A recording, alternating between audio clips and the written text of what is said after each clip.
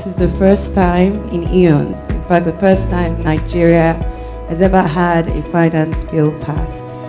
And that's interesting.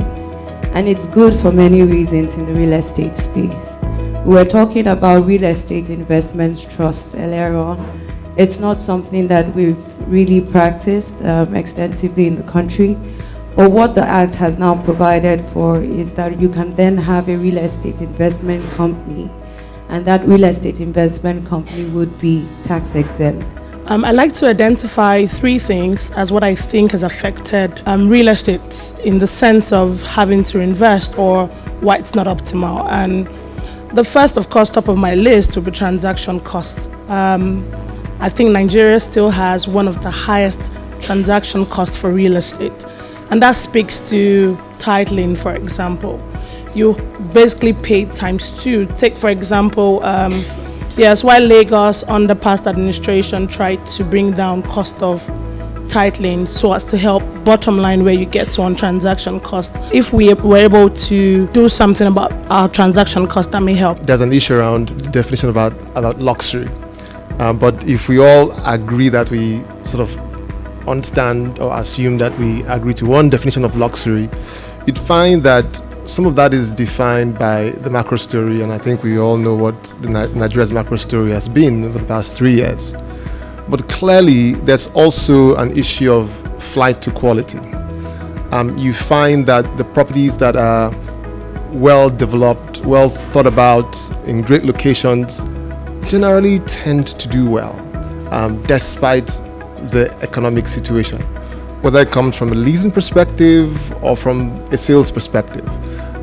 You could talk about what is happening at Eko Atlantic.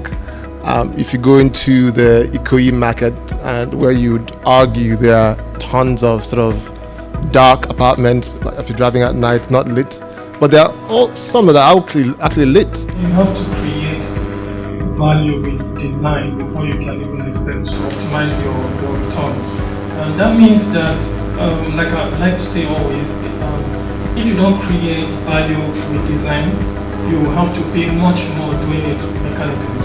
So it's better from the onset that you use design, you engage your consultants or architects to create that value upfront with design that you can now market to get returns on your investment. Secondly, I think something that has also made real estate investment suboptimal for investors would be tenanting problems. And what that does for you as an investor is, first, you don't have to worry yourselves not just with occupancy, which is another problem in itself, because then there's a company with saying, don't worry, buy it, we can sort out the whole you getting a tenant.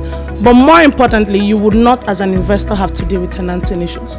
It means the legal aspect of it, having to get a tenant out of your property, having to get a tenant in, having to deal day to day with tenants, which is something that I know for a fact is something that investors are not keen to want to do. Is something that, I think that would also help the space. So you find that quality drives the market, it drives demand, drives occupancy, and those assets may fill up over time based on people's appetite to go into them. And then thirdly, sellability value. Sellability value is one thing which fluctuates in the market, or rather which in Nigeria we seem to not have had some traction, and that of course has affected how investors would want to look at the market. In Nigeria currently, particularly high-end, you enter a property at a certain price, there's really no guarantee that at the end of it you may even be able to get half of what that investment is.